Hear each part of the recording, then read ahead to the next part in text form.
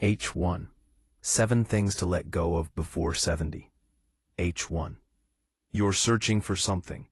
You're certain it's around here. Half an hour passes, and you're still looking, pulling out every drawer, shifting every container, growing increasingly aggravated.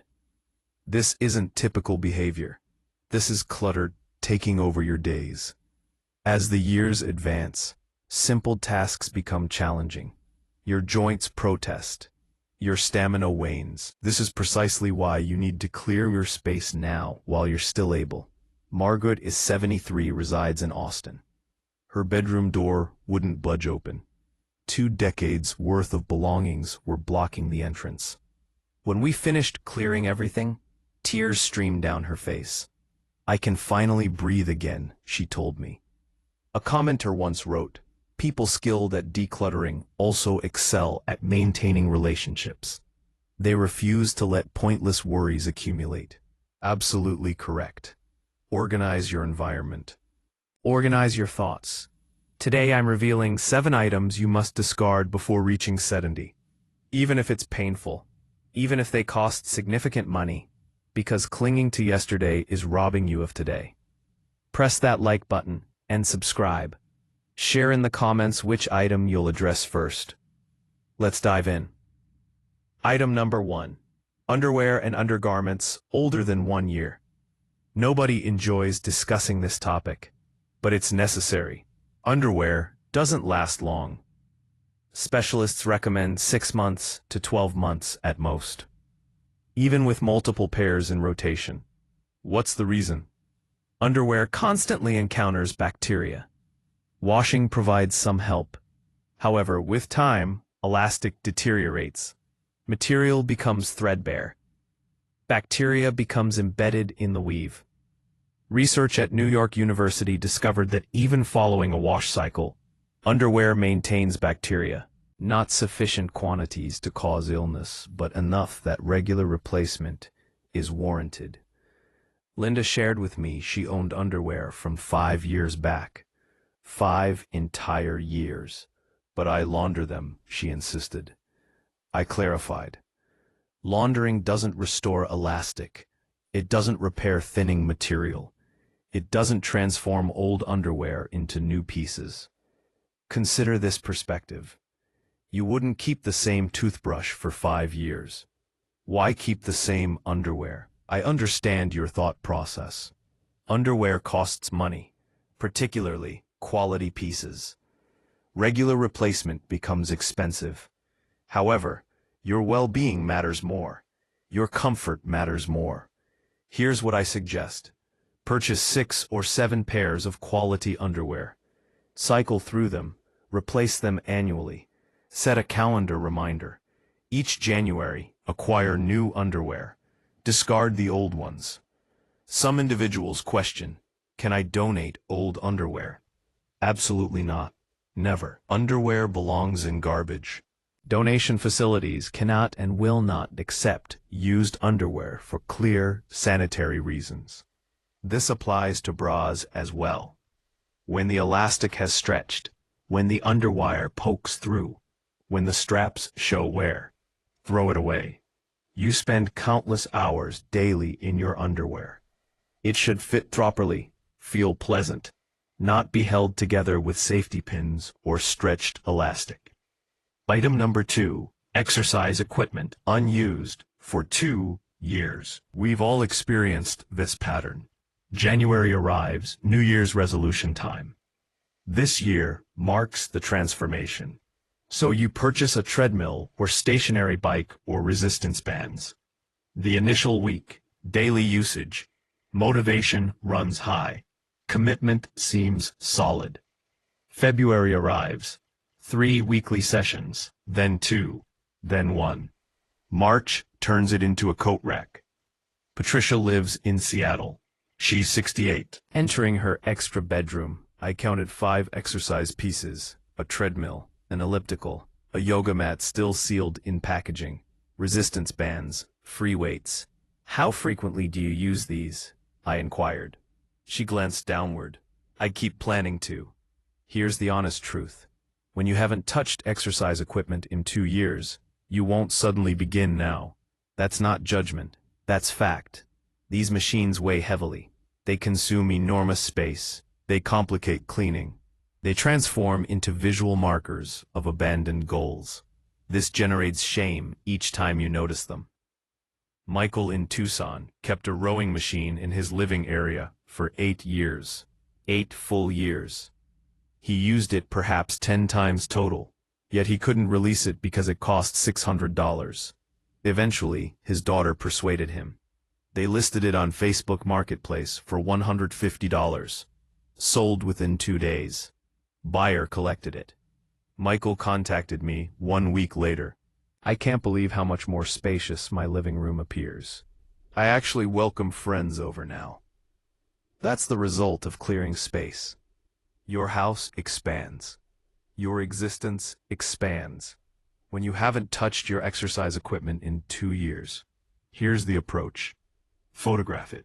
List it online. Price it for quick sale. If nobody purchases within 1 week, donate it to a community facility. They typically collect free. Don't allow guilt to imprison you. That equipment isn't improving your health. It's merely shrinking your home. Item number 3, towels older than 2 years. Most individuals don't realize this. Towels have an expiration period. Despite regular laundering, towel fibers degrade. They lose their softness. They lose absorption capacity. They begin hosting bacteria that washing cannot completely eliminate. Specialists advise replacing bath towels every 1 to 2 years. Kitchen towels require even more frequent replacement. Think about it this way. You apply your bath towel to your clean body following each shower, but that towel remains in a humid bathroom. Moisture becomes trapped in fibers. Ideal conditions for bacteria and mold growth. Eventually, those towels develop that stale odor. You recognize the one, that smell persisting regardless of washing frequency. Margaret had towels stiff as boards. I questioned her. When did you purchase these? She pondered briefly. Perhaps 10 years back. 10 years. She'd been drying her clean body with decade-old bacteria-laden towels. Here's what occurs with old towels. The fibers become coarse. They don't absorb moisture effectively. They can aggravate your skin, particularly with sensitive skin or conditions like eczema. Some individuals attempt reviving old towels by washing with vinegar or baking soda. That might provide temporary help, but it doesn't replace deteriorated fibers. When your towels feel rough, stiff, or carry that permanent stale smell, replace them. You don't require expensive towels. A reasonable set from Target or Walmart functions fine. Just ensure they're fresh. Old towels don't require trash disposal. Cut them into smaller sections. Utilize them as cleaning cloths for washing your vehicle, wiping counters, cleaning bathrooms. A torn old towel creates an excellent cleaning cloth, superior to most purchased rags. Simply don't apply it to your body anymore. Item number 4, faux leather bags, shoes, and jackets flaking apart. Faux leather has a limited lifespan, typically 3 to 5 years. Beyond that point, it deteriorates. The coating fractures. Tiny black particles appear everywhere. Sandra in Chicago learned this lesson harshly. She wore a faux leather jacket to her grandson's graduation. Midway through the ceremony, she glanced down. Black specks covered her white dress. The jacket was disintegrating. She spent the remainder of the day in the restroom removing flakes. Missed most of the celebration. Faux leather doesn't age like genuine leather. Once flaking begins, there's no repair. You cannot condition it. You cannot restore it. It's finished. And here's the worst aspect. Those flakes spread everywhere. Your car seats, your furniture, your other clothing. Nearly impossible to vacuum completely. I've witnessed people attempting to save faux leather with tape, with adhesive, with leather conditioner. Nothing succeeds. If your faux leather bag or shoes or jacket displays any flaking signs, Discard it today. Don't wait until you're in public and it falls apart. Some individuals ask, "Can I donate faux leather items?" The answer is negative. Donation facilities cannot resell items falling apart. It creates additional work for them. Faux leather goes in regular trash. I understand it feels wasteful, particularly if you paid good money. But retaining broken items doesn't make them functional. It simply fills your closet with things you cannot wear. Item number 5. Accessories that are out of style. Sunglasses, scarves, belts, hats, jewelry. These items follow trends, and trends shift rapidly. What appeared fashionable 5 years ago often appears dated today. Patricia had a drawer overflowing with sunglasses. Large ones, small ones, colorful ones. Cat-eye shapes from the 2000s, aviators from the 90s.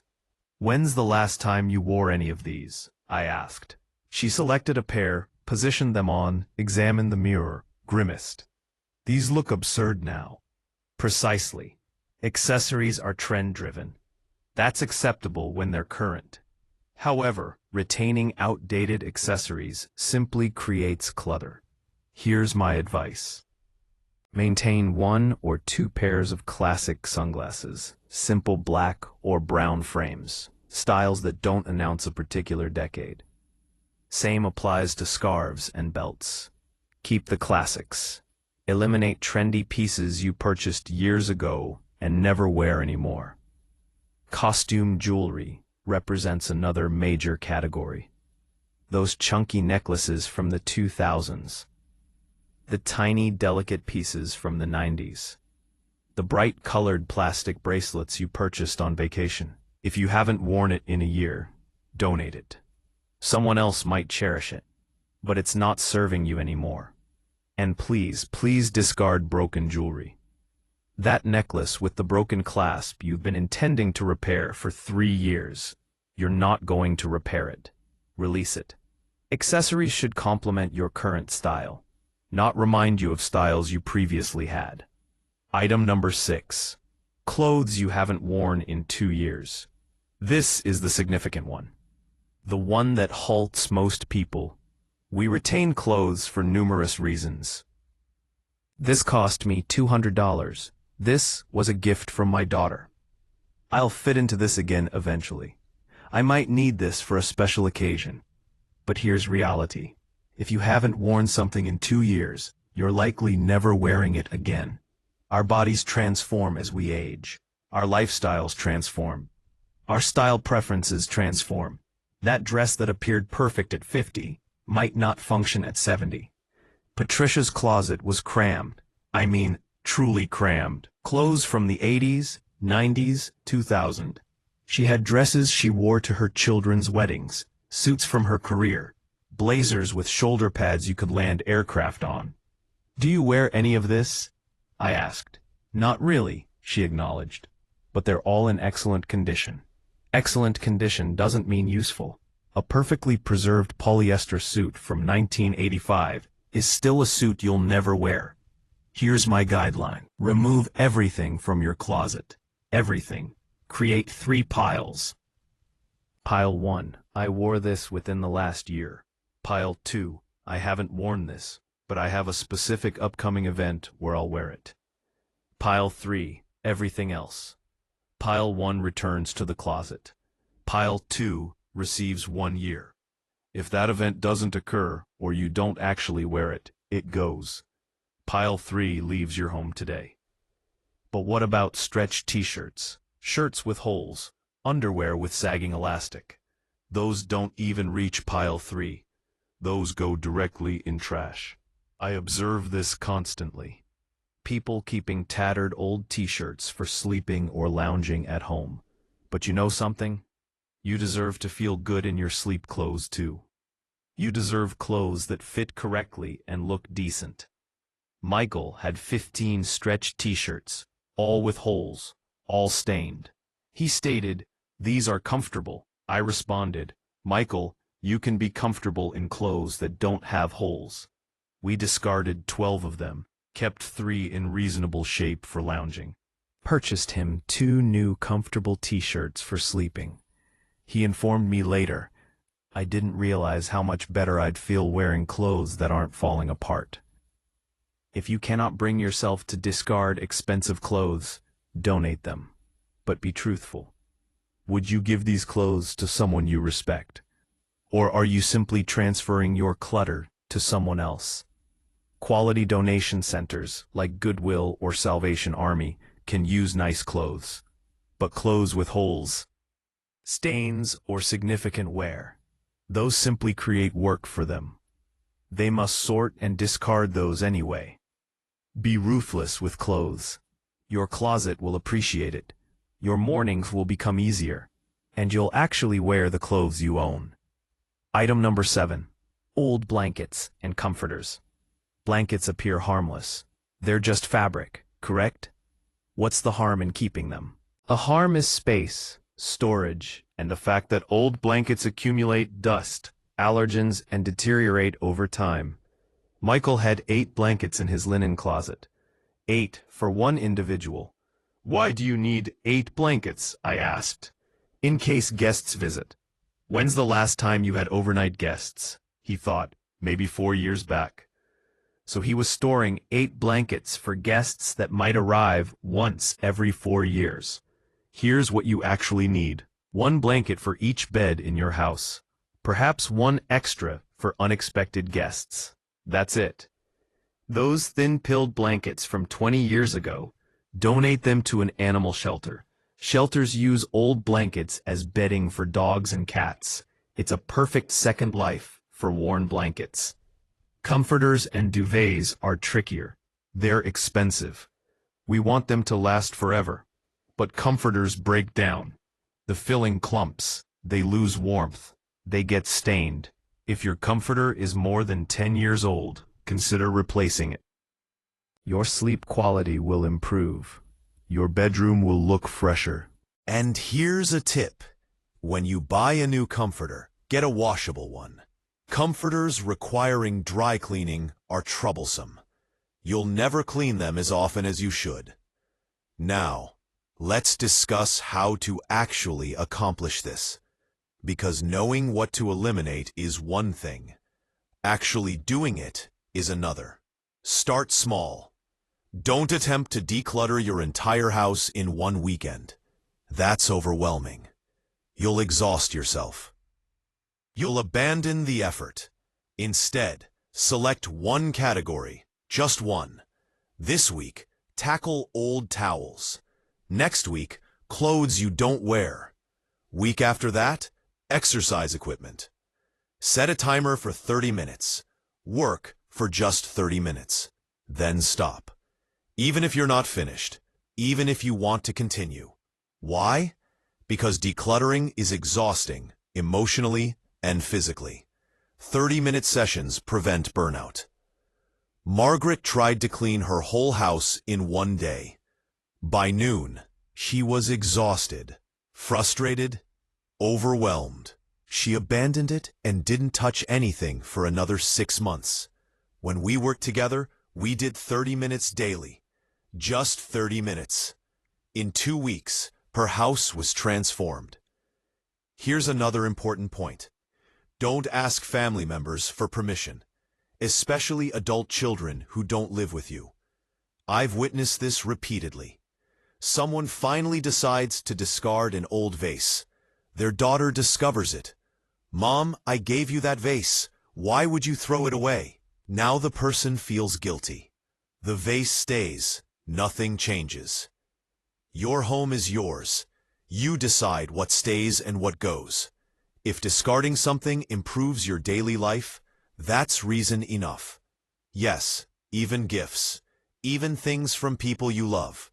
The gift was the gesture. You appreciated it. You used it for years. Now it's time to release it. Sandra struggled with this. Her son gave her a coffee maker 10 years ago.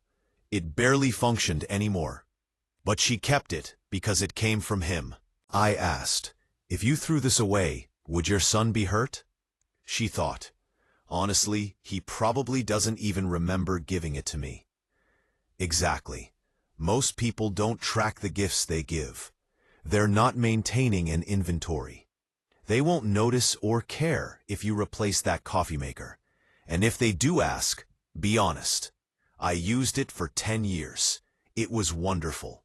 But it stopped working, so I got a new one. Thank you for thinking of me back then. Nobody reasonable gets upset about that. What happens when you clear these 7 things? Here's what happens when you clear out these 7 things.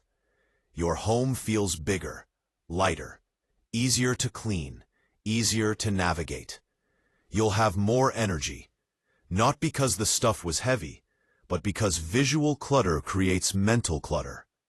Every object you see is a decision your brain must make.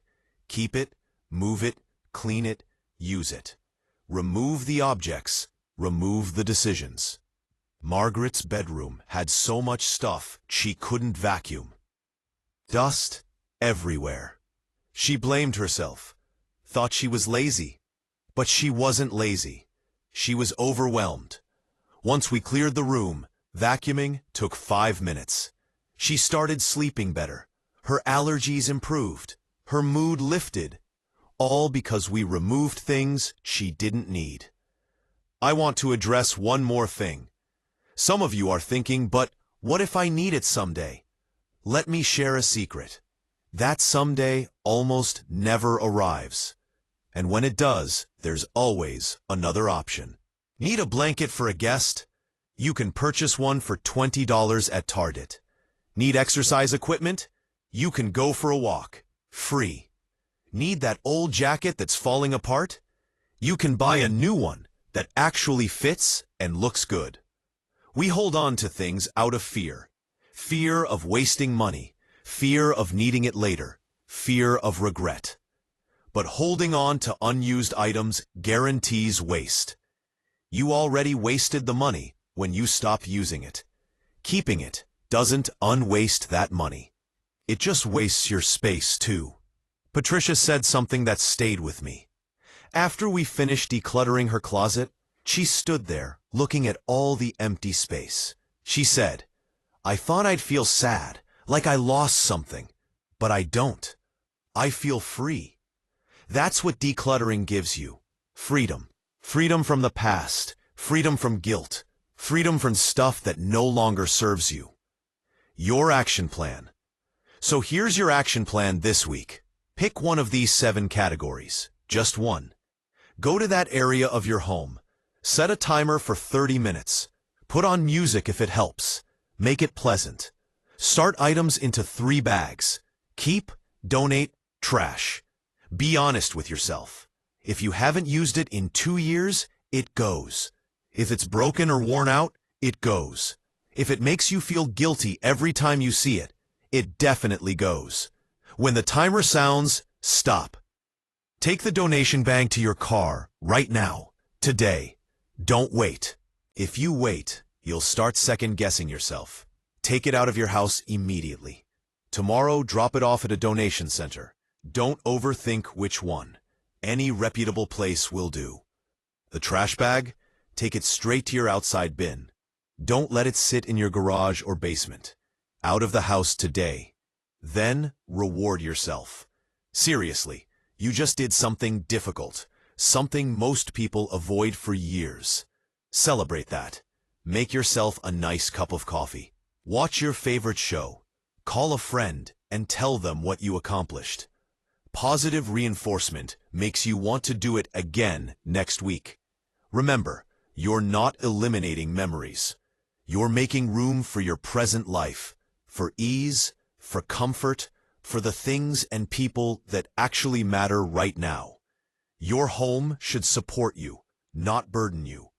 Every item you remove is one less thing to clean, to maintain, to think about. And here's the beautiful truth.